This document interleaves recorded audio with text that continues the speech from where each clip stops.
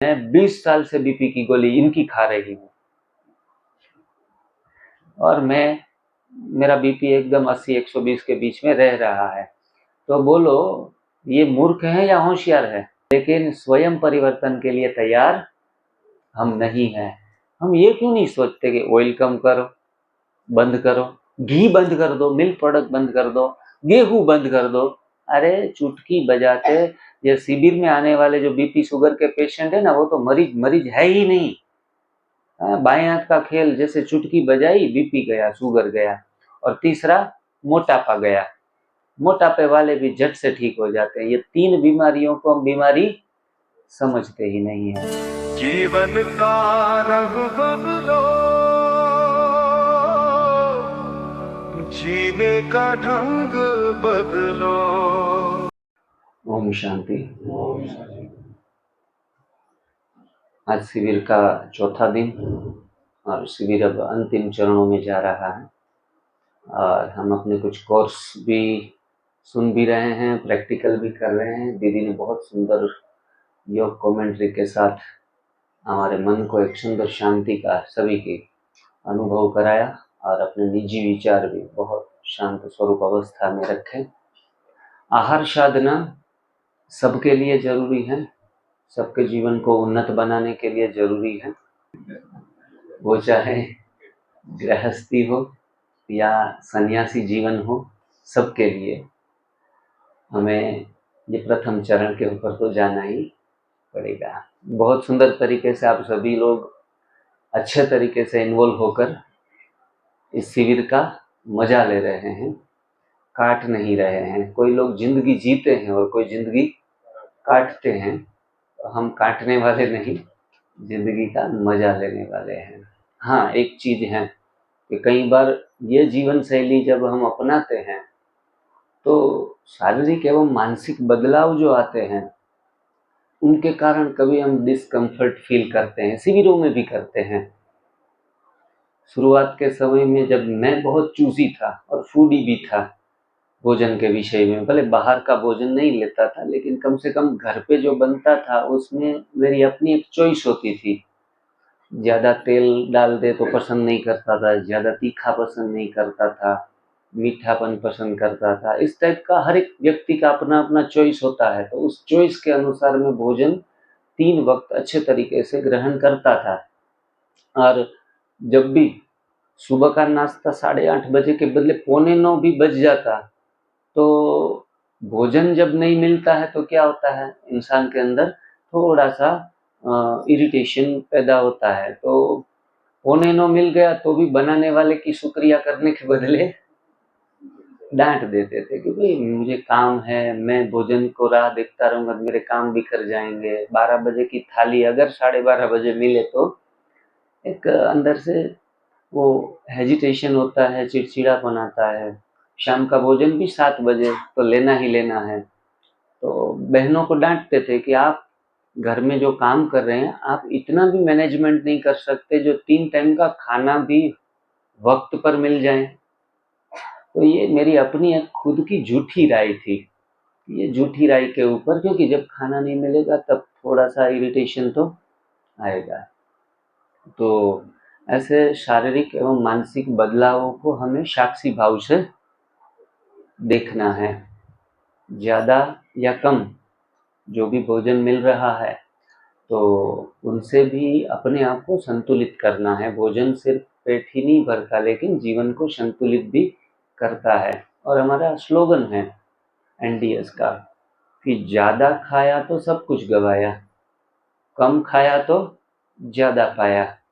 तो कम खाओ गम खाओ, ये सब स्लोगन हम अक्सर सुनते आए हैं, लेकिन रियल लाइफ में प्रैक्टिकल स्वरूप में 5 दिन की शिविर में अपनाते अपनाते कहीं हमारा शारीरिक संतुलन या मानसिक संतुलन बिगड़ता है तो खुद को दोषी समझने की जरूरत नहीं है। It's a part of journey. ये यात्रा की एक सफर का हिस्सा ही है।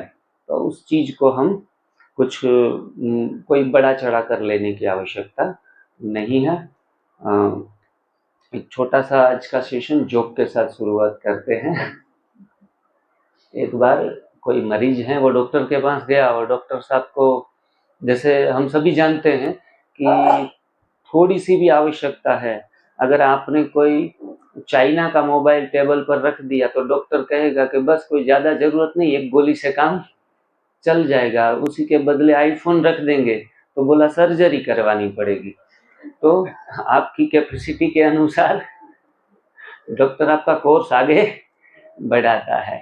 तो वैसे ही एक भाई जो अपना हाई क्लास वीवीआईपी लाइफस्टाइल जी रहा था, जैसे डॉक्टर की केबिन में गया तो जैसे सर्जरी की तो कोई ज़रूरत थी ही नहीं, लेकिन उनके कपड़े लत्ते सूट बूट देखकर डॉक्टर साहब ने कहा कि अच्छा आज दिन बहुत अच्छा शुरू हुआ है, और बोला थोड़ा हल्का हल्का दर्द उठ रहा है हार्ट में, आप भी जाएंगे ना कोई भी कार्डियोलॉजिस्ट के पास, अगर बहुत ठाठ माठ करके मत जाना, वरना हो सकता है कि बाईपास करवा दे आपकी, वरना आयुर्वेदिक पुड़िया फटे हाल जाएंगे तो एक आध चूर्ण दे के आपको विदा कर दे।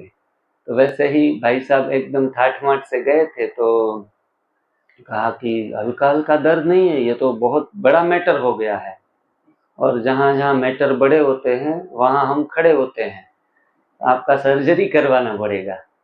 बोला डॉक्टर साहब सर्जरी कोई बात नहीं, बड़े लोगों के लिए कौन सी बड़ी बात है सर्जरी करवाना। बोला आपका लाइफ टाइम के लिए क्योर हो जाएगा, और डॉक्टर साहब कितना खर्चा लगेगा। तो जनरली सर्जरी हार्ट की 4-5 लाख में फिनिश हो जाती है, लेकिन स्टेटस सामने वाले का बड़ा था, तो फिर बोला थोड़ा इश्यू गंभीर है, आजकल नई टेक्नोलॉजी आई है, उस हिसाब से आपको जाना पड़ेगा, इसलिए कम से कम 25 लाख का खर्चा आ जाएगा, 5 गुना खर्चा बता दिया। वो भाई भी सोचने लगा, कितना भी अमीर इंसान हो 5 लाख का 25 लाख तो दे नहीं सकता। बोला डॉक्टर साहब इसमें तो पूरी एक अच्छी नई गाड़ी आ जाएगी, नई गाड़ी ले सकते हैं। डॉक्टर साहब बोले कि वही तो लेनी है।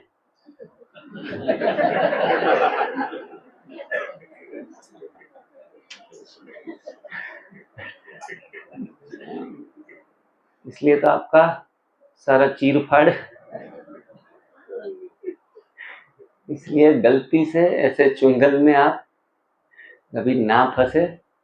अपने आप के ऊपर एनडीएस करते करते इतना आत्मविश्वास जागृत कर ले कि कोई, मैं तो कहता हूँ 500 रुपये का भी फालतू खर्च आपके पास कोई करवा ना जाए। हर चीज का इलाज अपने आप के संयम में छिपा हुआ है। लंबा लंबा उपवास खींचेंगे, न खाएंगे तो पैसा भी बचेगा, हाँ टाइम भी बचेगा, दिमाग थोड़ा ज़्यादा चलेगा, प्रोडक्टिविटी आपकी बढ़ेगी, सारी चीज़ों में फ़ायदे हैं। ठीक है, शारीरिक संतुलन एवं मानसिक संतुलन भी बढ़ेगा। एनडीएस मतलब बेनिफिट्स, वहाँ कोई नुकसान होने की कोई भी पॉइंट रखा ही नहीं है। और ज़्यादातर भाइयों को समझाने से थोड़ा बहनों को समझाने में थोड़ा ज़्यादा माथापच्ची भी कई बार करना पड़ता है। थोड़ा जोक का सेशन चल रहा है तो हल्के में लाइट में लीजिएगा। दोनों पति पत्नी आए थे शिविर के अंदर, और ऐसे 2 युगल थे। तो एक युगल खड़ा होकर, भाई ने अपना जैसे अनुभव सेशन रहते हैं ना, आज भी रहेगा कल भी अनुभव सेशन रहेगा, तो भाई ने कहा कि यार मेरी तो 5 दिन में एनडीएस की शिविर में आके लाइफ बदल गई। ऐसे होता है, लाइफ चेंजिंग शिविर रहती है हर एक के लिए। तो दूसरा भाई खड़ा होकर बोला मेरी तो लाइफ तो बदल गई, मेरी तो वाइफ भी बदल गई। मैं उनको जो साथ में लेके आया था, पूरी दुनिया में कोई उनको सुधार नहीं सका। अब मेरे जीवन में तो शांति ही शांति और परम शांति हो गई है। लोग अपनी आदतों को भी सुधारने में थोड़ा सा मेहनत लगा देते हैं। छोटी छोटी आदतें सुधारना थोड़ा ज्यादा कठिन हो जाता है। जैसे शराब छोड़ना कई बार आसान हो जाता है, लेकिन चाय छोड़ना मुश्किल हो जाता है। लेकिन चाय एक छोटी सी चीज है, और ये एनडीएस में तो पूरा एक लेक्चर है आधे पौने घंटे का चाय के ऊपर, कि चाय एक महाजहर, और वो छोटी आदतों को हम नहीं सुधार पाते। अब लोग कहते हैं कि अंग्रेजी थोड़ी हार्ड होती है। मैं ज़्यादातर लेक्चर हिंदी में ही लेता हूँ, अंग्रेजी थोड़ी मेरी वीक है, तो अंग्रेजी थोड़ा हार्ड होता है। तो सभा में से कोई बोला कि अंग्रेजी हार्ड नहीं होती, थोड़ा उसमें पानी मिला लो तो अच्छा डाइल्यूट हो जाता है। मैं गया था तो एक पियक्कड़ सभा में बैठा था और ये लड़खड़ाते हुए आया। मैंने कहा उनका कोई बड़ी बीमारी होगी, पार्किंसन वगैरह होती है तो पूरा शरीर लड़खड़ाता है।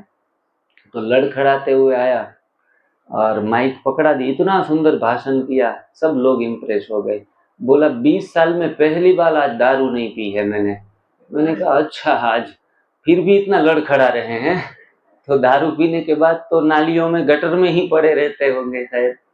तो ये हमारी आदतों को परिवर्तन करने का पूरा खेल ही जीवन जो हमारा किस दिशा में जाएगा उसको निर्धारित करता है। इसलिए आदतों को कभी भी हल्के में नहीं लेना है। सुबह उठ के आप क्या करते हैं? सुबह उठ के टेंशन लेते हैं किसी बात का, न्यूज़पेपर पढ़ते हैं या फिर टीवी न्यूज़ खोल कर बैठ जाते हैं। हाँ, तो छोटी छोटी आदतें हमारे अंदर इनपुट होती है और इनसे ही हमारे जीवन को नई दिशा मिलती है। इसीलिए हमेशा आप अपने 24 घंटे में सुबह जब उठते हो तो आपके जो 2 या 3 घंटे हैं वो कम से कम ऑर्गेनाइज कर लो। पूरा 24 घंटे ऑर्गेनाइज ना हो कोई बात नहीं, उठने के बाद 2 या 3 घंटे ऑर्गेनाइज कर लो अच्छे तरीके से। मैं आज के दिन में भी काफ़ी सालों से सुबह उठ के बाबा की मुरली सीधी मोबाइल पे चला लेता हूँ। वो 4 बजे नींद उठे या 6 बजे, तो परमात्मा के महावाक्य सबसे पहले कान में जाने चाहिए। मोबाइल के नोटिफिकेशन देखने की ज़रूरत नहीं है सुबह उठ के। बाद में मोटिवेशनल वीडियो कोई भी हैं, वो स्वास्थ्य के रिलेटेड हो या कोई और किसी साधु संत सन्यासी या हमारे क्लासेस हो ब्रह्मा कुमारी के, वो 1 घंटा आधा घंटा सुन लेता हूँ। मतलब मैं समझ रहे हैं कि बाहर से लड्डू है वो भीतर चला गया तो हमने भोजन या आहार ले लिया, लेकिन एक्चुअल में आहार सूक्ष्म भी हो सकता है। बाहर हवा है, गहरी सांस अंदर गई, वो भी हमारा क्या है? भोजन है, आहार है हमारा। इसलिए कभी ये मत कहना कि 12 बजे तक भूखे हैं। बहुत कुछ लेते हैं, हवा ली हमने, फिर सनलाइट भी लेते हैं। तो हवा, प्रकाश, ये सब हमारा सूक्ष्म भोजन है। कुल प्रकार के 9 प्रकार के भोजन हैं। मानव क्या बोला जाता है? मानव, इंसान को मानव बोला जाता है। जो 9 प्रकार के भोजन लेता है उनको हम मानव कहेंगे। हवा, प्रकाश, पानी, आकाश, जो हमें न लेने के बराबर है, लेकिन वो भोजन का ही काम करता है। जो सिद्ध पुरुष हैं, मुनि हैं, वो सिर्फ और सिर्फ हवा के ऊपर सालों तक तपस्या करते हैं। हमारे पास तो कितने सारे ऑप्शन हैं खाने पीने के लिए, लेकिन वो सिर्फ और सिर्फ हमारे अंबाजी हैं जो राजस्थान और गुजरात की बॉर्डर पे, तो वो अंबाजी के अंदर वो काफ़ी 90 साल तक जिए और 12-13 साल के थे तब से ही सिर्फ हवा के ऊपर थे। तो ऐसे तो काफ़ी सारे लोग हैं। नर्मदा में एक सन्यासी है, वो सिर्फ नर्मदा का जल पी के जीवन अपना प्रवाहित कर रहा है। लेकिन क्यों? क्योंकि शरीर इतना एडजस्टेबल है। अगर आपको साधना सिद्ध करनी है तो आप हवा, प्रकाश, आकाश और पानी, ये सूक्ष्म आहार के ऊपर भी जीवन को संतुलित कर सकते हो। अभी हम तो डर जाते हैं, हम तो फल ही खा रहे हैं और सब्जी खा रहे हैं, तो हमारे अंदर कोई वीकनेस ना आ जाए, हमारे अंदर कोई विटामिन की कमी पूर्ति ना हो जाए। अरे हवा, प्रकाश, पानी, आकाश मिल रहा है, साथ में ये 2 चीजें भी आपको मिल रही है। इसलिए अगर मानसिक रीति से वीक रहेंगे ना तो सारी समस्याएं आपके तरफ अट्रैक्ट होंगी। और थोड़ा सा समझ कर चलेंगे कि अरे गहरी सांस जब लेते हैं तो सारी जो यूनिवर्स में जितनी भी शक्तियां हैं वो सारे चक्रों को डिवाइन कर देती है, सारे बॉडी के सेल्स को प्रभावित कर देती है। तो बहुत सूक्ष्मता से भी, सूक्ष्म आहार लेके भी हम अपने जीवन को बेटर बना सकते हैं। लेकिन कई बार इतना जुस्सा आ जाता है, उमंग उत्साह आ जाता है कि झट से चल पड़ते हैं कि मुझे भी इतना बनना है। तो कभी भी इतनी फास्ट दौड़ी ना लगाएं। सुन के एक क्रम में ढालना होता है शरीर को, धीरे धीरे अपने आप को ऑब्जर्वेशन में रखना पड़ता है कि अच्छा चलो, मैंने 1 साल तो भरपेट अनाज खा ही रहा था पहले साल में, फिर मैंने देखा कि चलो अनाज छोड़ के क्या फील करते हैं। बाद में मैंने भारी भोजन धीरे-धीरे करके छोड़ता गया।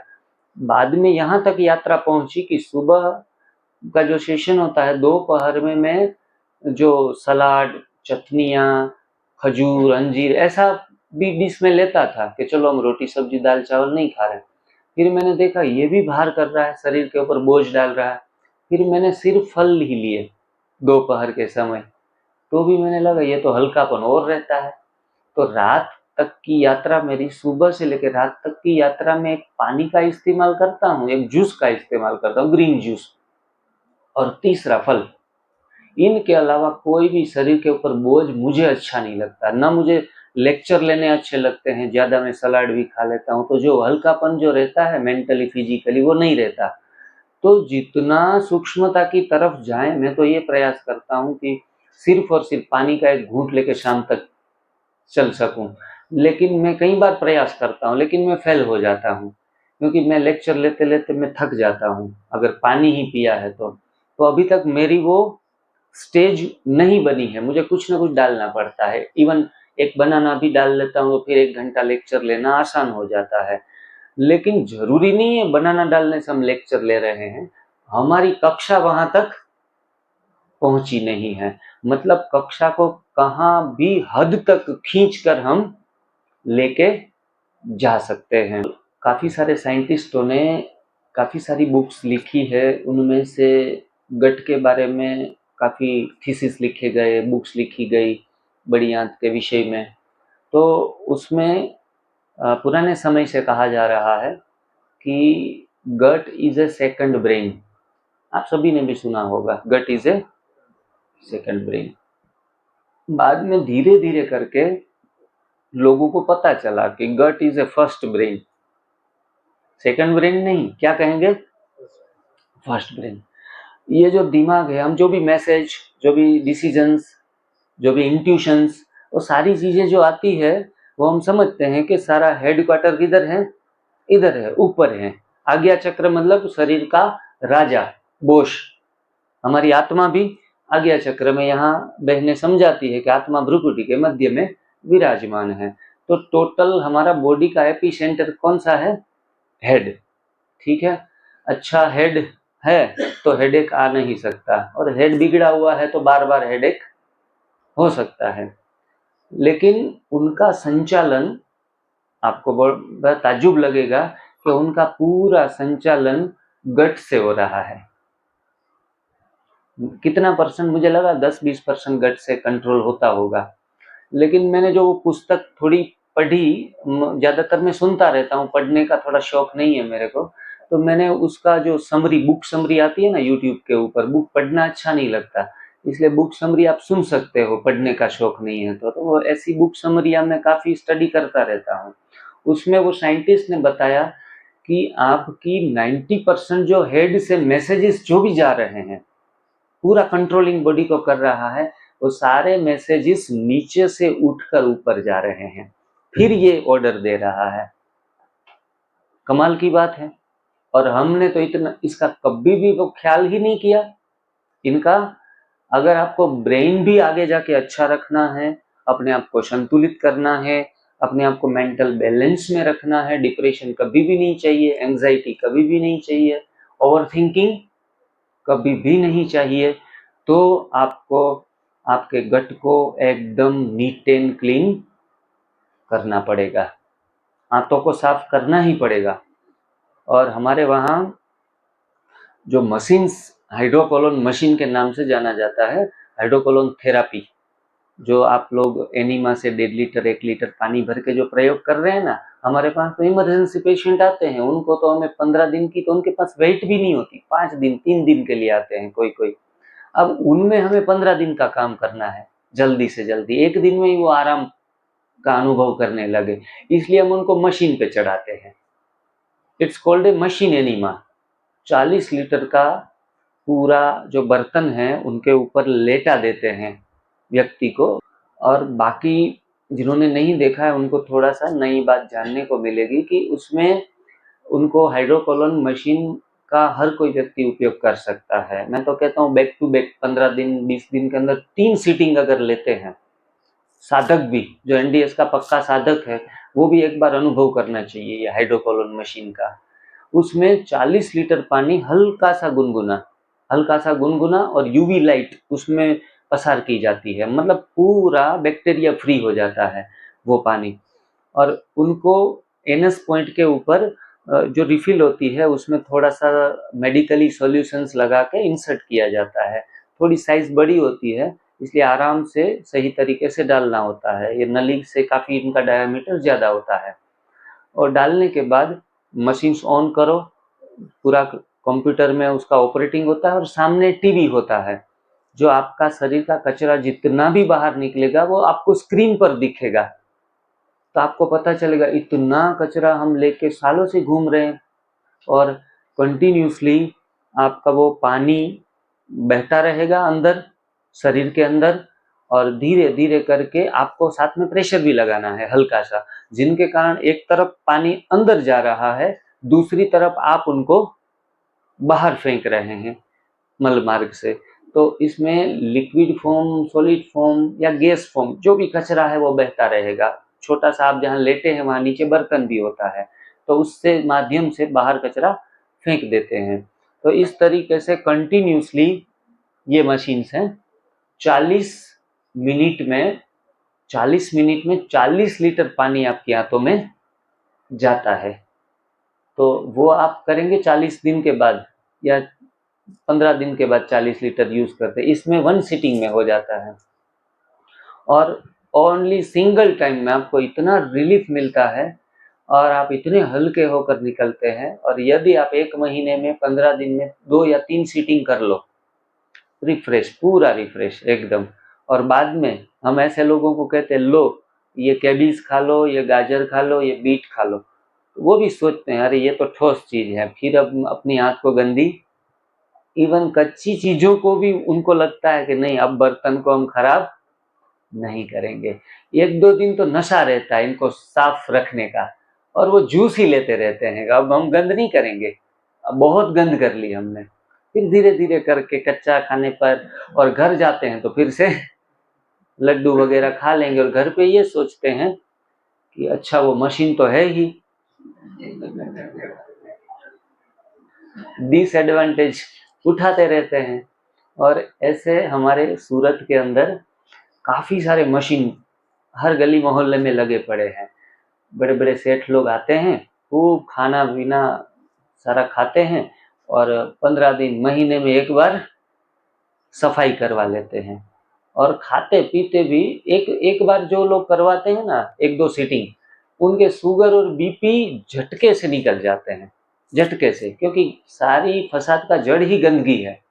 और वो फील करते हैं अरे हम तो 2 दिन में ही ये बीपी नॉर्मल आ रहा है। तो फिर उनको ये चाबी मिल जाती है। हमारे सूरत का जमन, मतलब खाना, सूरत का जमन और काशी का मरण वो फेमस है पूरे भारत के अंदर। सूरत जैसा खाना आपको कहीं भी नहीं मिलेगा। आपको कोई भी यूपी वाला खाना, बिहार का खाना, हर जगह का, कलकत्ता का खाना भी सूरत में आपको मिल जाएगा, क्योंकि सभी भारत के सभी लोग वहां आकर अपना बिजनेस कर रहे हैं। तो सूरत का जमन वो खूब खाते हैं, मशीन लगवा के अपने को सफाई कर लेते हैं और मौज में रहते हैं। लेकिन ये थॉट्स गलत हैं, अपने आप को बदलना है, वरना क्या है, everything excess is a poison. बार बार आंतों की सफाई करना अच्छी बात तो नहीं है। एक भाई जिन्होंने 2 साल में 50 बार ये करवाया, कितनी बार, ये साइंस का क्या हो गया, गलत इस्तेमाल। कि आप बर्तन बड़ा, मैंने कहा ये पेट क्यों कम नहीं हो रहा है, 50 बार करवाया। तो बोला हम तो सूरत का जो ढोकला आता है फेमस है पूरे।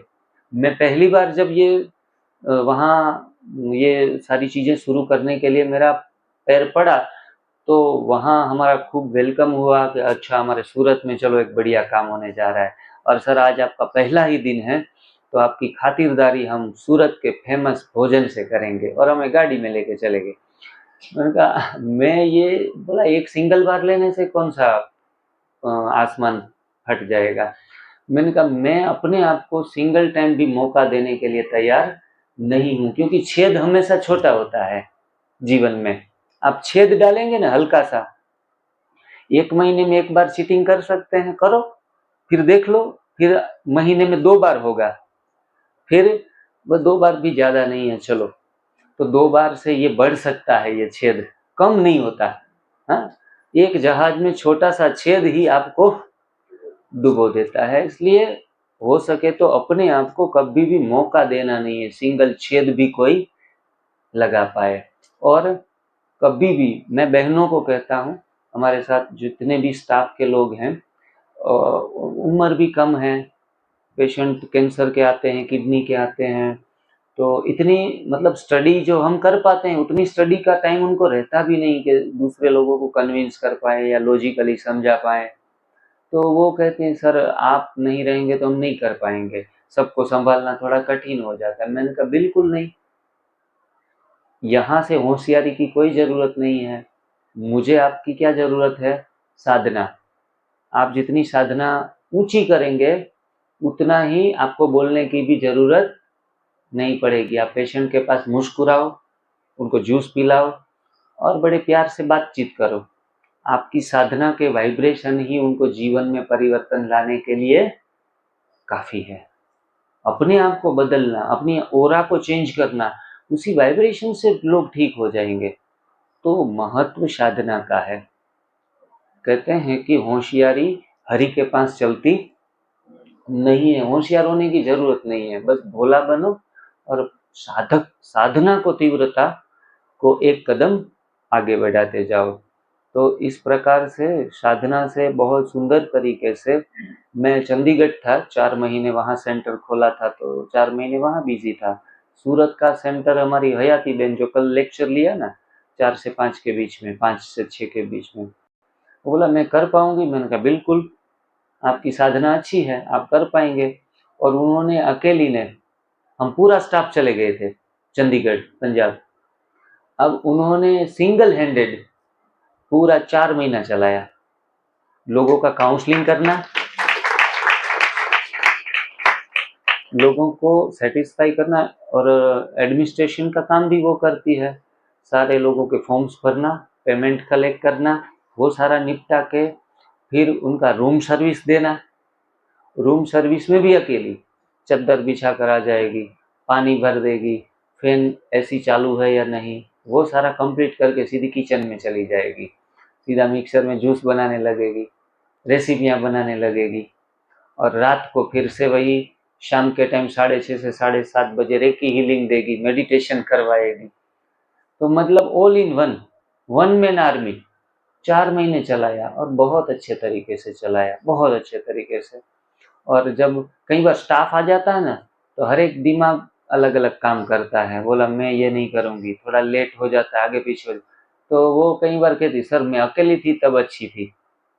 क्योंकि दूसरों के पास काम कराना कठिन है, खुद को करना इजी है। आप 5 काम करो, आप थकेंगे नहीं। बहनें भी कई बार अनुभव सुनाती है कि किचन संभाल रहे हैं, अगर कोई भी मदद ना मिले ना, दिमाग शांत चाहिए है, 5 काम भी हम निपटा लेंगे। लेकिन कोई थोड़ा सा माथापच्ची करने वाला आ गया और भले आपके 90% काम वो कर रहा है, लेकिन आप हाथ जोड़ देंगे कि मुझे आपकी मदद नहीं चाहिए।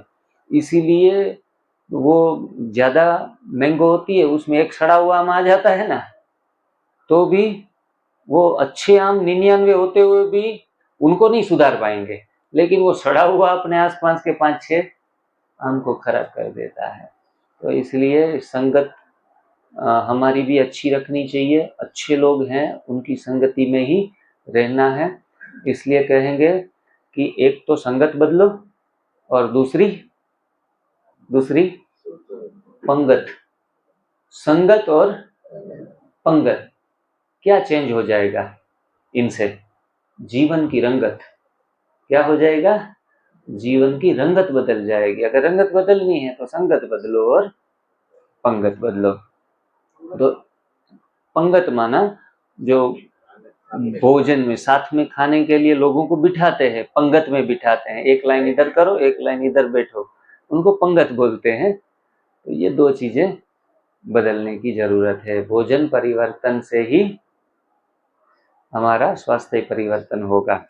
तो हम अभी गट के विषय में जो डिस्कस कर रहे थे कि गट के सारे मैसेजेस हमारे दिमाग तक जाते हैं, इसलिए हमेशा हमें अपने दिमाग को भी ठीक रखने के लिए भी एनिमा करना जरूरी है। यहाँ काफ़ी सारे लोग बैठे हैं, कोई निजी व्यक्ति मिलने आते हैं तो बोलते हैं सर अजी अभी हमने स्टार्ट नहीं किया।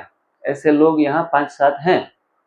मैंने कहा अभी आज चौथा दिन चल रहा है, अभी आप हिम्मत नहीं कर पाए एनिमा लेने की, और ये मैं 4 दिन से लगातार गट के विषय में बोलता जा रहा हूँ। तो इतना देर मत करो। हाँ, देर इतनी नहीं करनी चाहिए कि एनिमा लेने की ताकत ही न बचे। इसलिए मेरे एक 16-17 चिंतनशील प्रश्न हैं। इसमें मैं प्रश्न पूछता हूँ, वॉक करना है या वॉकर पे चलना है? वॉक करना है। फल खाना है या फल भोगना है? एक क्वेश्चन ये भी है कि एनिमा लेना है या एनिमा दिलवाना है? जब तक हाथ में ताकत है ना, आगे पीछे मुड़ सके ना, तो ले लो अपने आप से, वरना दिलवाना पड़ेगा आगे जाके। और ऐसे पेशेंट आते हैं बेचारे मुड़ भी नहीं सकते। जो 100 किलो के तो ठीक है, 150 के ऊपर के लोग जो आते हैं ना, उनके लिए तो 200, 300, 500 रुपए के लोग भाड़े पे हमें बाहर से बुलाने पड़ते हैं एनिमा दिलवाने के लिए। तो ये हालत हमारी ना हो जाए। बेड पे लेटे लेटे राम नाम बोलते रहें और कोई आके एनिमा दे दे तब बात बनती है। 300-500 रुपए के लोग रखते हैं, 300 का डिब्बा, और एक बार एनिमा देने का 300 रुपया मिनिमम होता है। 500 रुपए भी लेते हैं कोई कोई। तो इतना खर्चा ही लोग कर रहे हैं आज के दिन में। जिनके पास पैसों की कोई कमी नहीं है, वो सिर्फ एनिमा दिलवाने के 10,000 महीने के देते हैं, एक बार का एनिमा। ठीक है, तो ऐसी सिचुएशन ना आए, सोच में न रहें कि हम अपने आप ही एनिमा ले ले, इसमें ही समझदारी है। और खास करके जब हमारे हॉर्मोन्स हैं नर्वस सिस्टम में, दिमाग में हैप्पी हॉर्मोन्स जो जागृत होते हैं, उसमें जो डोपामाइन, आपने नाम सुना होगा, डोपामाइन खुशी देता है, फिर है ऑक्सीटोसिन, फिर सेरोटोनिन, एंडोर्फिन्स, एंडरमाइंड, ये सारे जो हैप्पी हॉर्मोन्स है, जो हमारे मूड को क्या करते हैं, स्टेबिलाइज करते हैं, इन्हांस करते हैं। तो उस टाइप की दवाइयाँ भी बाजार में मिलती है। 98 में मैं थोड़ा सा 12th के एग्जाम जो हुई थी उसमें मेरे को कम मार्क्स आए थे, जबकि मैं 10th में डिस्ट्रिक्ट फर्स्ट था। 12th में जैसे ही कम आया ना, तो ये हार मुझे डाइजेस्ट नहीं हो पाई। हम समझते हैं अंदर से स्ट्रोंग है, जीतते हैं तो हर कोई खुश होता है, हारने के बाद आप कितना स्टेबिलाइज होते हैं, इसमें आपका व्यक्तित्व निखरता है। तो ऐसी तो कोई एजुकेशन टीचरों ने दी नहीं कि हारने के बाद क्या करना होता है, ये रियल एजुकेशन है। जीतने के बाद क्या करना है, ये एजुकेशन नहीं है। तो जैसे हार हुई, कम मार्क्स आए, और मैं डिप्रेशन में चला गया, और फिर मूड बनता ही नहीं। तो किसी मेरे पिताजी कोई न्यूरोलॉजिस्ट के पास मेरे को लेके गए। उन्होंने छोटी सी टेबलेट लिख दी, इतनी सी, 10 रुपए की आती थी, पूरा 10 का पैकेट। बोला थोड़े 2-3 महीने उनको दे दो, थोड़ा सा उनका मूड फ्रेश रहेगा। और पिताजी के थोड़ा दिन ये कोर्स कर लो, थोड़ा आपको अच्छा फील होगा। मैं एक गोली सुबह उठने के बाद ले लूं, राजा बन जाए, एक गोली खाने से मूड एकदम ऑन हो जाए, ऐसी मेडिसिन मिल रही है बाजार के अंदर। मैंने लगभग 20 साल की उम्र में ये खाई थी, और लगातार 1 साल, 6 महीना या 1 साल तक ये टेबलेट चलती रही थी मेरी। दोपहर में ले लो, थोड़ा सा मूड डाउन हो ना, तो फिर अच्छा नहीं लगता, फिर चलो ना खा लेते हैं। तो इस टाइप की medicine is not a solution, उल्टा दिमाग को और हार्ड कर देगा, आपको हार्डवेयर सिस्टम को खलास कर देगा। ठीक है, सॉफ्टवेयर को ठीक करने के लिए हम अपने हार्डवेयर को खत्म कर देते हैं। और वो गोलियां खाते खाते फिर मेरे को ये जो हेड है उसमें यहाँ से 4-5 पॉइंट्स इतने वीक हो गए कि गलती से कोई मेरा सिर दर्द मुझे हो रहा है, कोई दबाए ना, तो ये पेन जैसे हथौड़े की तरह लगता था। तो दवाइयाँ आप शॉर्ट टर्म के सॉल्यूशन में कभी भी भागने की जरूरत नहीं है। कभी भी ये प्रयास ना करें कि चलो आज बीपी की गोली खा ली ना, आज का बीपी रेगुलेट हो गया है।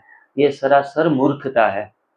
गोलियां खाकर बीपी को रेगुलेट करना, आपने अंदर कचरा डाला है, आपकी नस नाड़ियों के अंदर तेल, घी, आटा चिपका हुआ है। अब हार्ट जो है वो अपना काम ठीक तरीके से कर रहा है, उनको लगेगा कि मैं जो प्रेशर दे रहा हूं, ठीक है, वो प्रेशर एक होता है नीचे का बीपी और एक ऊपर का बीपी होता है। अंदर जब ब्लड आता है नीचे का, यहाँ से भेजा जाता है, तो इस टाइप से अलग से बीपी नापा जाता है 2 तरीके से।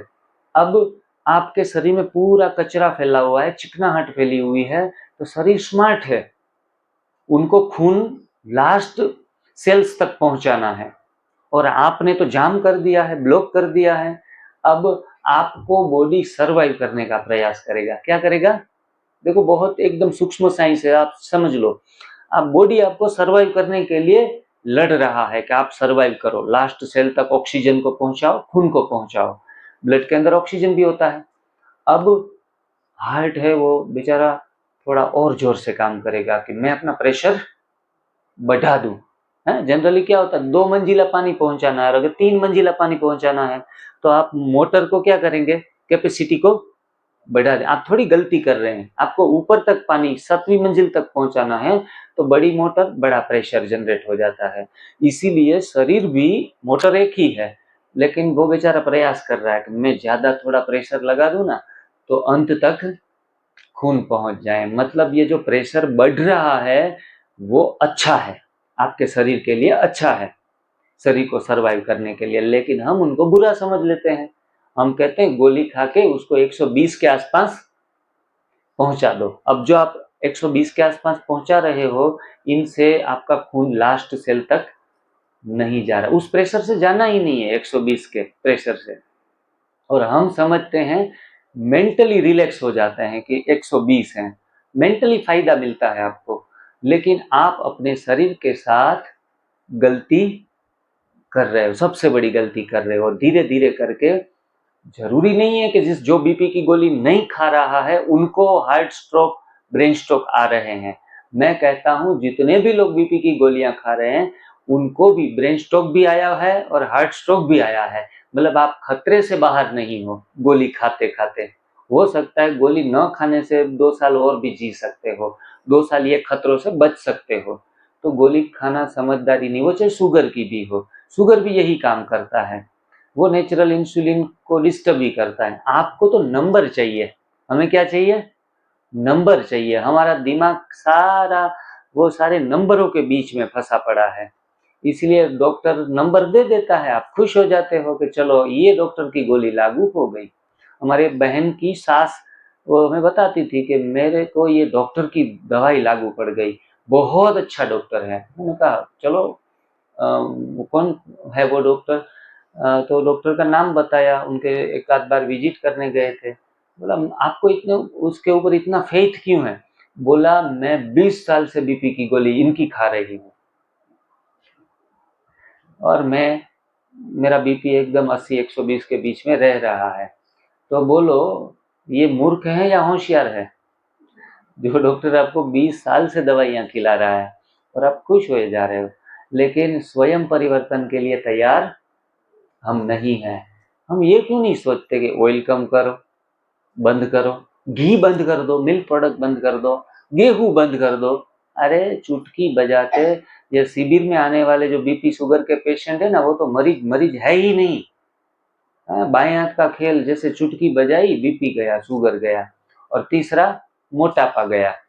मोटापे वाले भी झट से ठीक हो जाते हैं। ये 3 बीमारियों को हम बीमारी समझते ही नहीं है। ये तो जो क्रोनिक 20 साल पुरानी जिद्दी बीमारियां, वो ठीक है, कम बीमारी की श्रेणी में गिन सकते हैं, लेकिन उसमें भी 6-8 महीने साल भर का प्रयास लगाएंगे।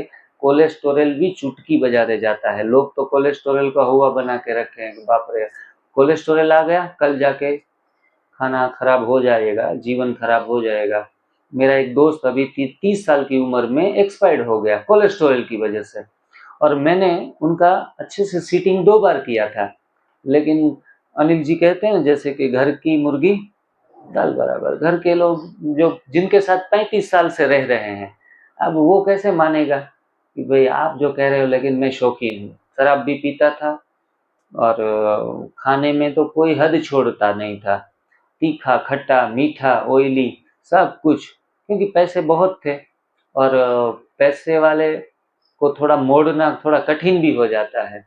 बड़े-बड़े लोग 3-3 महीने पूरा नियंत्रण में रहते हैं और फिर हम उनके घर पे जाते हैं ना, तो कोलेस्टेरॉल चला गया, हार्ट की सारी समस्याएं खत्म हो गई, ब्लॉकेजेस खत्म हो गए और फिर उनके किचन में भी मैं जाता हूँ, उनका पर्सनल एक काउंटर होता है खाने का। जब खोलते हैं तो काजू के डिब्बे पड़े हैं, बादाम के डिब्बे पड़े हैं, वो जो फरसाण आइटम बोलते हैं ना, नमकीन, इनके 10 डिब्बे पड़े हैं नमकीन के, जो न खाने लायक है। तो इस प्रकार का भोजन भी, चलो आपने रोटी छोड़ दी, लेकिन इतना नमकीन खाना, वो भी बाजार से लेके, वो भी तो आपको खत्म कर देगा। पीनट्स, कोई कोई तो पीनट्स के शौकीन होते हैं, तो पीनट्स का ऊपर तेल मसाले और सारी चीजें चढ़ा के कवर बना के भी यूज करते हैं। उनको क्या बोलते हैं, सिंग भजिया, हमारे यहाँ गुजरात में, पता नहीं यहाँ यही बोलते होंगे। तो सिंग भजिया करते हैं या फिर उनको थोड़ा सूखा कर तेल में हल्का सा तल के इस्तेमाल कर लेते हैं। ऑलरेडी मूंगफली में पूरा तेल भरा है और उसके ऊपर और तेल लगाते हैं, मतलब आप अपने मौत का सामान तैयार कर रहे हैं। इसलिए मैं तो बिल्कुल मना करता हूं कि मूंगफली को तो बिल्कुल, जो बीमार हुए हैं उनको तो यूज करनी ही नहीं है, लाइफ लॉन्ग के लिए करनी है तो उनको अंकुरित कर लो। अंकुरित करने के बाद 1 इंच उसमें अंकुरण निकल जाता है, बाद में वो जो दिल के बीमार लोग हैं उनके लिए वो दवाई का काम करेगी। देखो फॉर्म आपने चेंज कर दिया, आपने क्या किया, सिर्फ और सिर्फ अंकुरित कर दिया, तो अब वो दवाई का काम कर रहा है आपके साथ। और हार्ट के पेशेंटों को यदि सीधी कच्ची मूंगफली या फिर बॉईल करके मूंगफली खाने की मैं सलाह नहीं दूंगा, उनको सदैव ही अवॉइड करें, तो आपकी हार्ट हेल्थ अच्छी रहेगी। ऐसे लोग हैं एनडीएस करते करते फिर दूसरी बार हार्ट स्ट्रोक आ गया, ठीक है, आज दुनिया में भी नहीं है। तो ऐसा नहीं समझना कि एक छोटी सी गलती भी आपको नुकसान दे सकती है। और काजू और बादाम ये हमारा स्टेटस नहीं है, क्योंकि ये थोड़े महंगे आते हैं, इसलिए बड़े घरों में होते हैं, छोटे घर वाले तो 100 ग्राम भी खरीद नहीं कर सकते। तो ये भी गुंडे हैं, चौहान सर बोलते हैं कि ड्राई फ्रूट्स गुंडे हैं, ठीक है, उस गुंडों का सहारा भी नहीं लेना है। फ्रेश फ्रूट ले सकते हैं, ड्राई फ्रूट्स नहीं। ड्राई फ्रूट्स का ज्यादा लोभ मोह रखने की आवश्यकता नहीं है। अगर फिर भी न रहा जाए कि खाने ही है, 2 किलो पड़े हैं घर में, अब क्या फेंक तो नहीं सकते, तो थोड़ा भिगो कर 2-2 करके खत्म करें, भिगो कर, कम से कम उसमें से 80% तो एसिडिक वैल्यू निकल जाए। तो ये एसिडिक फॉर्म की चीजें हैं सारी। भगवान जो बनाता है वो तो हर चीज लेनी चाहिए। एक भाई सभा में से खड़ा होकर प्रश्न पूछ लिया कि तो भगवान ने बनाई क्यों, भगवान का दोष निकालने लगा है? तो लोग तो, इंसान तो भगवान से भी ऊपर उठ जाता है। तो मैंने कहा कि चलो भगवान से गलती हो गई, ठीक है, भगवान ने बना डाला, काजू भी बनाया, बादाम भी बनाया। मैं जब चाय के बारे में बता रहा था, बोला तो भगवान ने चाय की पत्ती क्यों बनाई, आप तो कहते पत्तियों से ही सारी बीमारियां जाती है। पालक की पत्ती खा सकते हैं, चाय की पत्ती नहीं खा सकते, या चाय को उबाल कर भी नहीं पी सकते। तो भगवान ने इतना अनबैलेंस क्यों किया, पत्तियां ले सकते हैं। ऐसे ऐसे सवाल आते हैं, तो थोड़ा कहते हैं कि यार इनको कौन समझाए। चाय की पत्ती हो, गांजे की पत्ती भी आती है, ठीक, तम्बाकू की पत्ती भी आती है, ठीक है ना। पत्तियों से परिवर्तन, ऐसा एक टॉपिक चल रहा था, बोला तो हम तो ये 3 पत्ती तो अवश्य लेंगे, ठीक है, तम्बाकू की, चाय की और गांजे की पत्ती। तो बोला भाई जी तो पत्तियां ये 3 क्यों भगवान ने बनाई। तो मैंने कहा भगवान ने तो बहुत कुछ बनाया है, लेकिन हर चीज तो खा नहीं सकते। भगवान ने आपकी बुद्धि भी आपको बनाई है ना, इनबिल्ट दी है, तो विवेक शक्ति भी दी है। तो हमें, आप रास्ते पे जा रहे हैं, बीच में खाई आ गई, कुआं आ गया, तो वो भी तो यहाँ गड्ढा है, तो आप, वो भगवान का बनाया हुआ गड्ढा है, तो उसमें आप कूदते क्यों नहीं हो? तो इस प्रकार से हम अपनी विवेक बुद्धि से एनडीएस को फॉलो करेंगे, ब्लाइंडली नहीं। भगत बनकर कोई भी चीज को फॉलो करने की जरूरत नहीं है। अब जो हमारा मूड को स्टेबलाइज करता है वो हार्मोन है सेरोटोनिन। सेरोटोनिन ये मूड को स्टेबलाइज करता है, और वो 10% दिमाग में बनता है, 90% गट में बनता है। इसलिए मूड कौन अच्छा रखना चाहता है? सभी लोग। तो भी आपको क्या करना पड़ेगा? आपके गट को क्लीन रखना पड़ेगा। मूड बड़े मजे में रहता है, मैं तो फील करता हूँ। लोग कई बार अचंभित होते हैं कि इतना इतना दौड़ भाग कर आप थकते नहीं, आपको कभी मूड ऑफ नहीं रहता।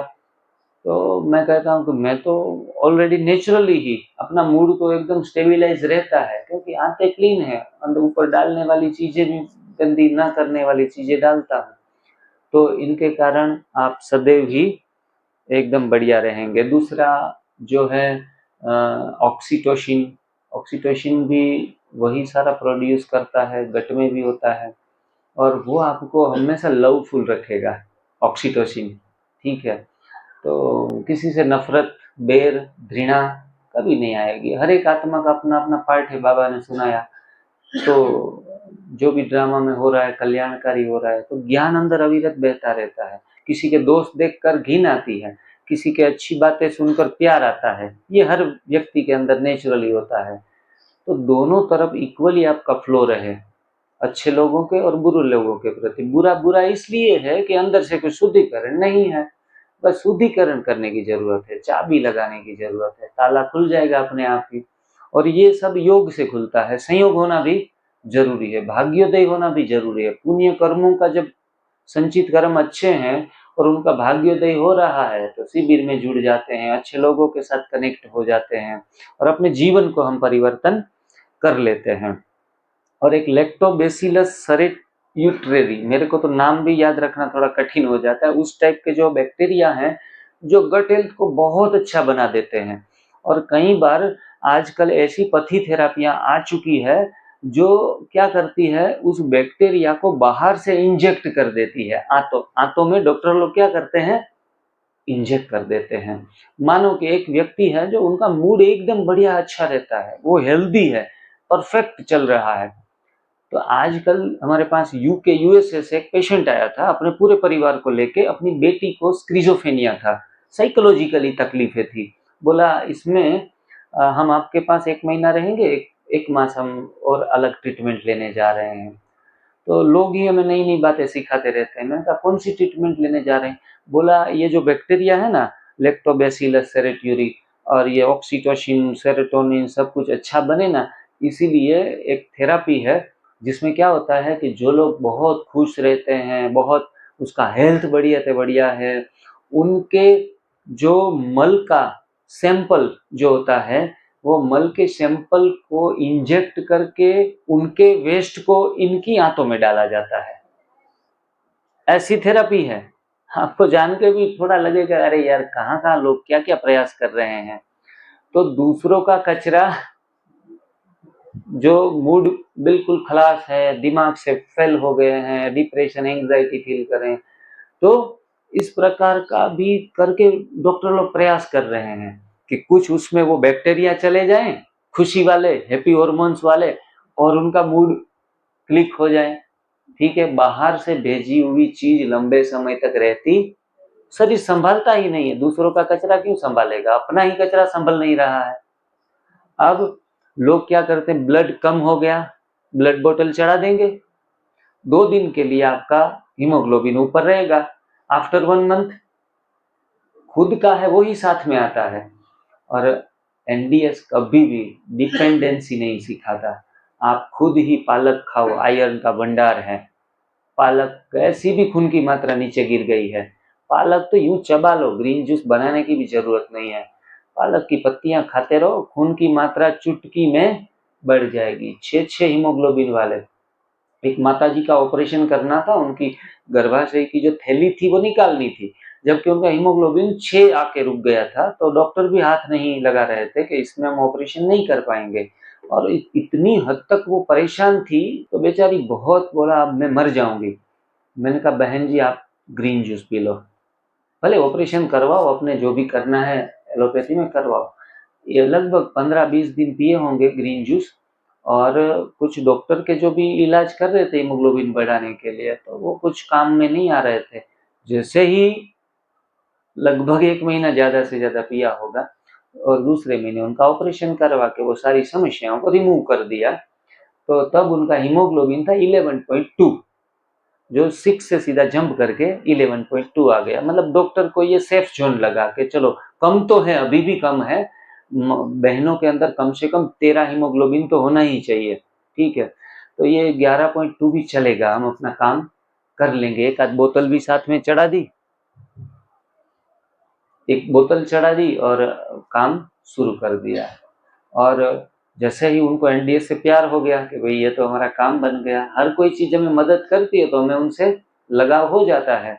लेकिन जरा सा भी उभाड़ आया तो एनडीएस और हम कौन पता भी नहीं चलेगा। उनके शरीर में सारी स्किन फटने लगी और सब पूरे चेहरे पे, मुखमंडल पे फोड़े फुंसी हो गए। घर वाले परेशान, परिवार वाले, दूसरे बाहर के लोग भी, ये क्या हो गया।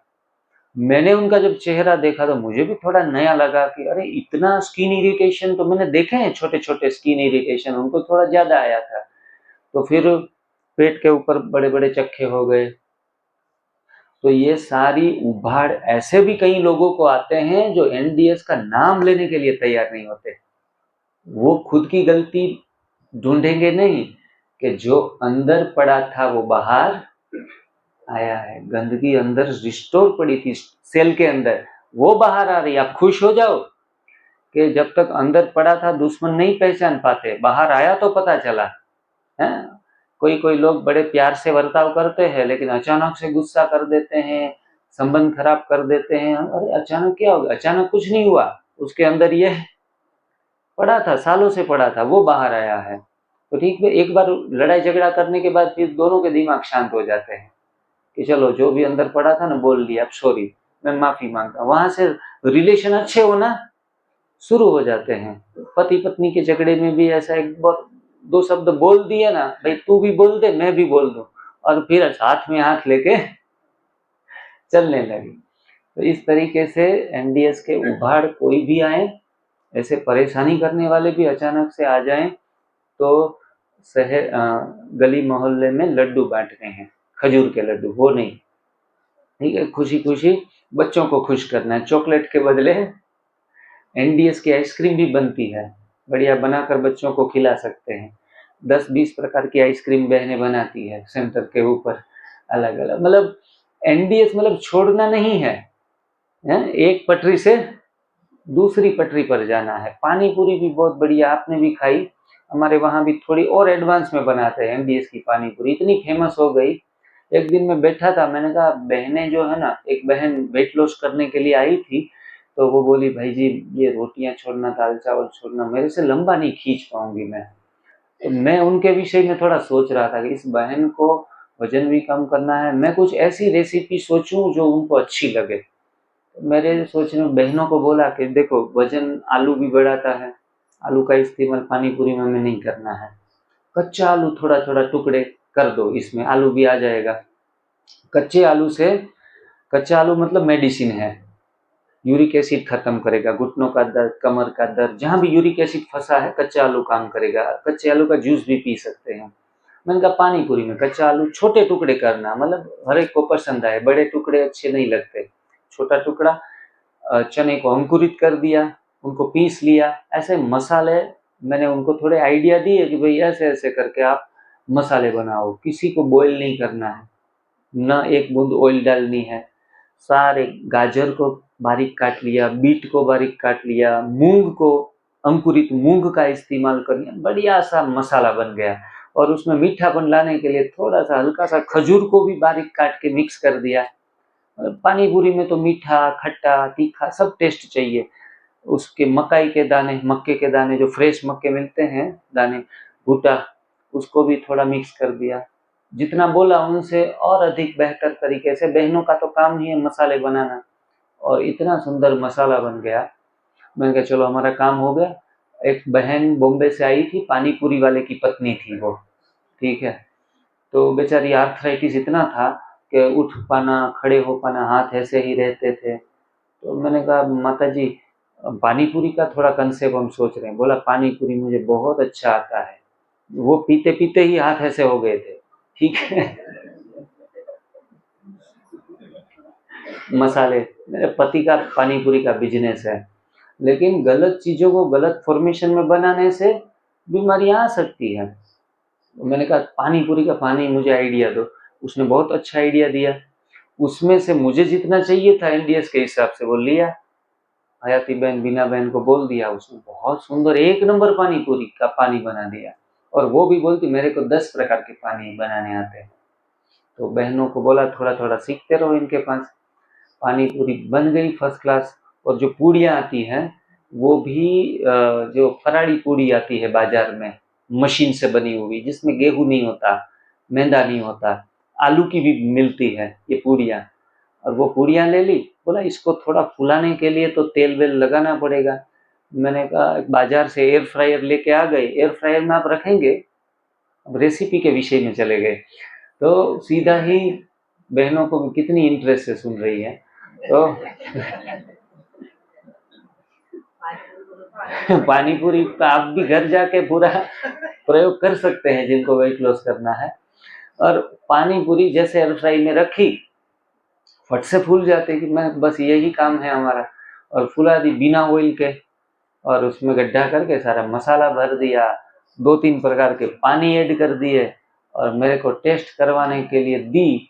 तो मैं तो खुश हो गया कि वाह बहुत बढ़िया हो गई ऑप्शन। और वो बहन ने 3 महीने लगातार पानी पूरी खाती रही, लगातार, और 28 केजी वेट लॉस कर लिया। बोला मैं आप थकी नहीं सर, अगर कोई मुझे कहे कि मैं आपको जीवन भर पानी पूरी खिलाऊंगी तो मैं जीवन भर एनडीएस कर सकती हूँ, ठीक है। ऐसे ऐसे व्यंजन एनडीएस में बनते हैं। मतलब कभी जी करे, जी मचलाए कि अब कुछ खा लो है बस। मैं कह रहा रोटी, रोटला, थेपला, पराठा, भाखरी उस तरफ मत भागो आप। थोड़ा सा रेसिपी का, हमारे शायद हयाती बहन ने रखा है ये सारा जो रेसिपी बुक है ना, उसमें पानी पूरी है हयाती बहन। हाँ पानी पूरी भी है, तो वो ले सकते हैं। कैंसर वाले हैं तो वो पूड़ियाँ न खाने के बदले एक टमाटर थोड़े सॉलिड आते हैं ना, उसका गर्भ सारा निकाल दो और टमाटर के अंदर सारा मसाला भर के वो खा, वो 100% पानी पूरी हो जाएगी, नेचुरल पानी पूरी। लेकिन थोड़ा सा चलो 2-5% थोड़ा सा ये जाएगा, कोई नुकसान नहीं है। तो ऐसे बड़े मजे से कोई कोई भाई लोगों को भी हम अपनी ऑफिस पे, जब रेसिडेंशियल सुविधाएं नहीं थी तब बहुत अच्छे तरीके से पार्टियां करते रहते थे ऑफिस में। ऐसा अच्छा अच्छा व्यंजन खिलाते रहते थे तो लोग अपना ट्रांसफॉर्मेशन कर लेते थे। तो जहाँ चाह वहाँ राह। और इस तरीके से जो स्वाद की आसक्ति से ऊपर उठ गया है उनके लिए एनडीएस बहुत आसान है। स्वाद की आसक्ति से मुक्ति का मार्ग है। ये जो साधना है वो क्या है? स्वाद से आसक्ति से मुक्ति का मार्ग। अगर खाने में आसक्ति है तो बीमारी भी आ सकती है। अगर खाने में आसक्ति है तो बीमारी भी आ सकती है। आसक्ति छूटेगी, बीमारी छूटेगी। खाने के लिए जीना है या जीने के लिए खाना है? अब जीने के लिए खाना है हमें। खाने के लिए जी लिया हमने कि आज शाम को ये बनाना है। कई लोग एक 3 दिन के बाद शिविर में माता जी खड़ी होकर बोली कि भाई जी 5 दिन कर लेंगे, आप एक बार तो छुट्टी दे रहे हैं। तो हम सभी बहनें ने नक्की किया है कि हम 5 दिन खत्म होने के बाद शाम को एक बार वो लसणीय पराठे बनते हैं, वो शाम को पार्टी करेंगे घर पे जाके। यहाँ बैठे हो और 5वें दिन के बाद शाम को क्या खाना है वो अभी सारा ये अंदर चल रहा है दिमाग में। फिर अब यहाँ से छोड़े इतनी में देरी है, हाँ? क्योंकि आसक्ति है हमारी, क्या है, भोजन में आसक्ति है। इसीलिए ही कहते भाई जी 3 महीने तो हो गए लेकिन हल्का हल्का दर्द है। मैंने कहा अपने आप से पूछो ना, मुझे क्यों पूछ रहे हो हल्का हल्का दर्द है। जो हल्का हल्का फायदा मिला है वो आपको सुबह का दोपहर का खाना छोड़ने से मिला है। अब वो हल्का हल्का रह रहा है वो शाम के खाने से रह रहा है, इसीलिए आप बीमार हो। इसलिए सॉल्यूशंस भी, हर समस्या भी हमारे अंदर से जन्म होती है और हर समस्या का समाधान भी हमारे अलावा और कोई नहीं दे सकता। मैं तो बस एक आधा अधूरा प्रयास करता हूँ आपके प्रश्नों के समाधान करने के लिए, लेकिन समाधान अवश्य आपके अंदर से निकलेगा, वो लास्ट एंड फाइनल होगा। और हमारे एक भाई बहुत स्वास्थ्य में हो गए जिनका डेथ हो चुका है, अवधेश जी नाम सुना होगा। वो भी काफ़ी इस विषय में बताते थे कि जो बड़ी आंत है उसके अंदर जो एक महत्वपूर्ण वेगस नर्व्स होती है उनको अलाइन करना बहुत ज़रूरी होता है। और अवधेश पांडे, उन्होंने बहुत अच्छा साइंस बताया, मैं उनके अक्सर वीडियो सुनता रहता था। जो भी अच्छे अच्छे लोग स्वास्थ्य के रिलेटेड हैं, जरूरी नहीं है एक व्यक्ति को ही सुनो, एक व्यक्ति से पूरा हम पूर्ण नहीं हो सकते। आपको चलो आपको मेरे वीडियो अच्छे लगे, जरूरी नहीं है सारा नॉलेज आ जाएगा इसमें। आप विश्वरूप रॉय चौधरी है, हमारे चौहान सर है, जो भी लोगों का अपना अपना अनुभव है, जहाँ से भी अच्छा ज्ञान मिले प्राप्त करते रहो। मैंने IASS के लगभग एक एक वीडियोस बार बार, अखिलेश महाराज के वीडियो बहुत कम वीडियो है उसके यूट्यूब पे, लेकिन जितने भी हैं वो सारे 15 वीडियो है तो एक ही वीडियो मिनिमम 15 बार तो सुन ही लेता हूँ। तो जहाँ से भी मिले अपने आप को डेवलप करते रहो। और जो बुक्स बनी है कोलोन के बारे में, उसमें कुछ कुछ पॉइंट्स NW वॉकर ने लिखी थी कि every organ, gland and cell in the body, every organ, gland and cell in the body is affected by the condition of the colon. सोचो, every organ, every cells and every gland, हमारी ग्रंथियां in the body is affected by the condition of the, सारा सार आ गया ना। अगर आपकी आंख ठीक नहीं है, ये ऑर्गन कहाँ से इफेक्ट हो रहा है, affected by the condition of the colon. तो आपको अपना कोलोन ठीक रखना है। Colon health is the key to vibrant life. ये सारे छोटे छोटे वाक्य एक्सट्रैक्ट करके 2-4 मैंने वाक्य निकाले ये पूरे बुक के।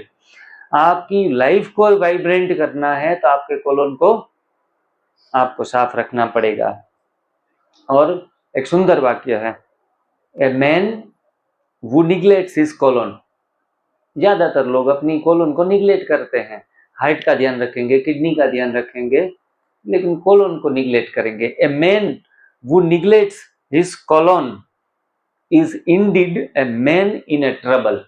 आगे जाके मुसीबत में जाने ही वाला है, भले आज नहीं तो आगे जाके। इसीलिए आप अपने कोलोन को कभी भी निग्लेक्ट ना करो। Please be conscious before you it, be conscious before you it. ये भी उसी पुस्तक के वाक्य है कि जब भी खाओ ना, थाली पे देखो कि आप क्या खा रहे हो, अंदर जाके क्या करेगा, कितने घंटे रहेगा, क्या प्रोसेस करेगा। इसीलिए एक भोजन के निवाले का चुनाव सिर्फ भोजन का चुनाव नहीं है, ये चुनाव है आपके स्वास्थ्य का। एक एक निवाला सोच के अंदर जाना चाहिए, तब जाके तन भी स्वस्थ और मन भी स्वस्थ। Enema is must and first. Enema हमेशा प्राथमिकता एनिमा को देनी चाहिए, डाइट को बाद में, ठीक है, सेकंड सब्जेक्ट है। Enema is not our enemy. कोई कोई लोग तो बोतल छुपा के रखते हैं, कोई देख न ले, या फिर खुद भी बोतल परचेस करने में भी साल लगा देते हैं।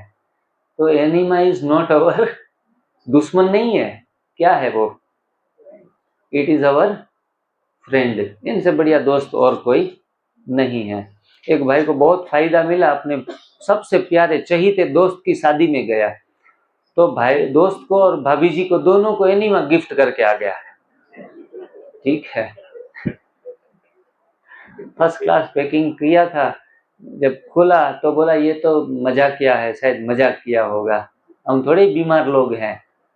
लेकिन बीमारी के बाद एनीमा करना है, ये बात समझना ही गलत है। बिफोर इलनेस आप जो करते हैं वो सबसे अच्छा है? तो पहले से आप अपनी आंतों को सफाई करना शुरू करो, सप्ताह में 2 बार, चलो बीमार नहीं है तो भी सप्ताह में 2 बार, 15 दिन में 2 बार आप एनीमा करते रहो। और एक वाक्य है, during fasting if you are not taking enema it's a crime against body. समझ में आया कि आप अगर फास्टिंग कर रहे हो 24 घंटे, माताएं बहनें बहुत उपवास करती है, कोई भी त्योहार होता है उपवास कर ले, फलाहार कर लेती है। During fasting if you are not taking enema it's a crimes against body. एक दुबई की माता जी का फोन आया, बोला आपने जो कहा, आपके 1-2 वीडियो देख लिए और मैंने कल से ही शुरू कर दिया, निर्जला उपवास किया, और दूसरे दिन मेरे को इतना हेडेक हुआ और 1-2 वोमिटिंग हो गई, और बाद में उन्होंने 2 साल तक निर्जला नहीं किया।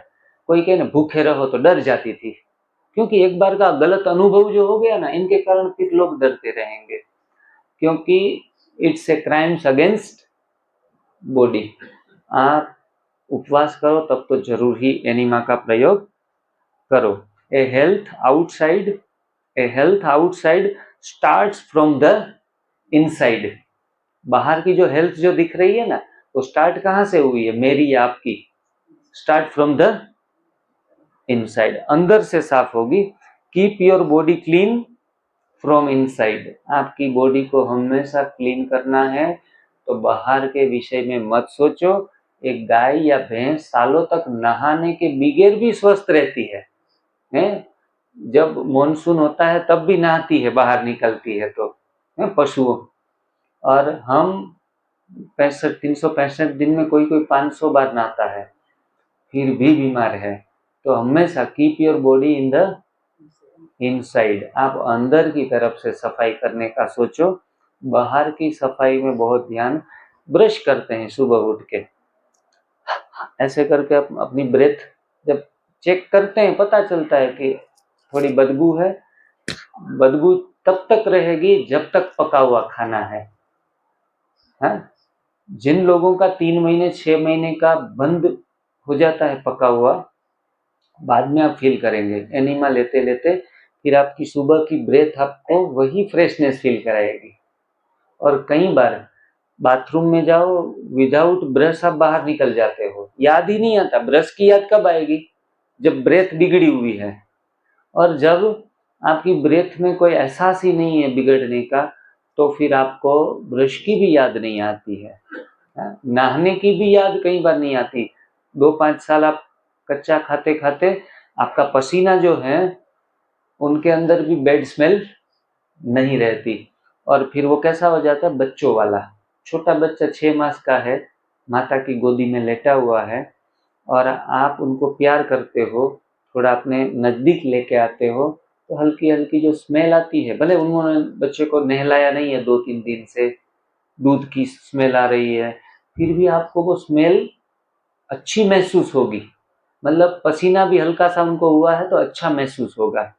और हमारा पसीना इतना गंदा है, क्योंकि हमारे गुजराती में कहते हैं कि रंधाई ते गंधाई, रंधाई ते गंधाई। बैड स्मेल तभी आएगी जब जो कुक्ड फूड अंदर गया है। रांधेલું ભોજન જ્યારે શરીરની અંદર જાય છે ત્યારે જ વાસ, દુર્ગંધ બધું પેદા કરે છે।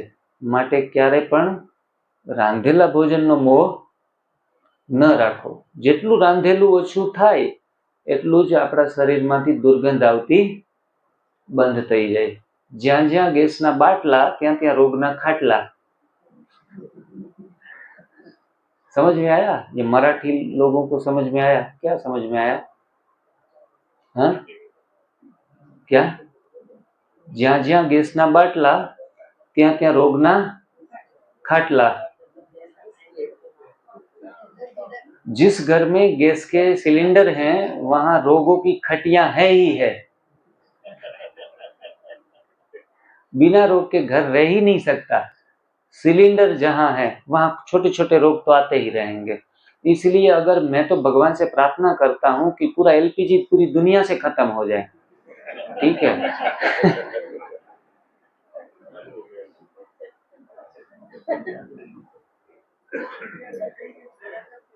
लोग फिर भी लोग तो पीछे हटने वाले नहीं है। माता जी कह रही लकड़ियां जलाकर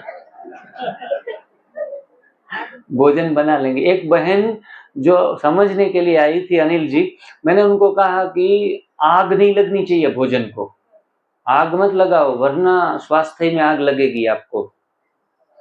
तो सोचने लगी तो मैं लकड़ी से भी नहीं जला सकती।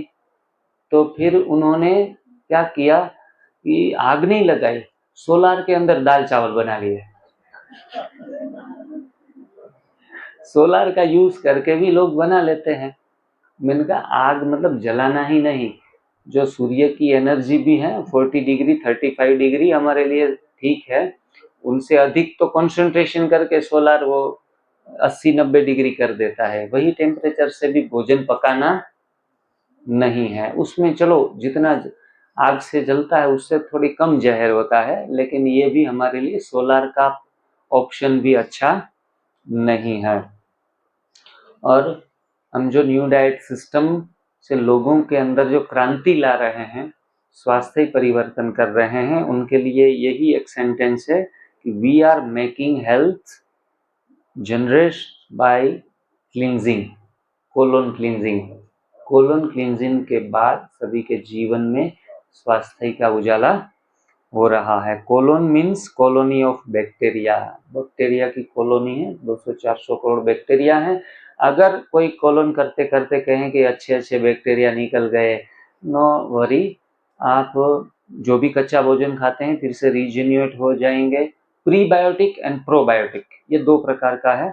कोई कोई तो बाजार में ऐसी चीजें मिलती है जिसमें ऑलरेडी बैक्टीरिया बना कर देते हैं, तो वो सीधा जैसे वो पाउच में आते हैं, ऐसी चीजें पी लो तुरंत ही वो बैक्टीरिया अंदर ही रहेंगे, जो अंदर जाके अच्छा अच्छा काम करने लगेंगे। हाइड्रोकोलोन की मशीनों में जब आप डॉक्टर के पास जाते हैं तो वो कुछ पिलाते हैं, वो समझते हैं कि जो सारा कचरा निकल गया ना उनके साथ अच्छे बैक्टीरिया भी निकल गए, तो फिर वो बैलेंस करने के लिए दूसरी चीजें इंस्टेंट देते हैं। हमारे यहाँ नहीं देते, हम तो कहते नारियल पानी पी लो, ग्रीन जूस 2-3 गिलास पी लो, खजूर खा लो, या फिर ये जो गाजर है बीटरूट है उनका juice P low, that's all. तो इस तरीके से हम प्रीबायोटिक और प्रोबायोटिक तरीके से हम अपने बैक्टीरिया को इंस्टेंट बढ़ा सकते हैं। और बस 12 बज गए हैं सबकी घड़ी में, हाँ? मेरी घड़ी में बज गए हैं।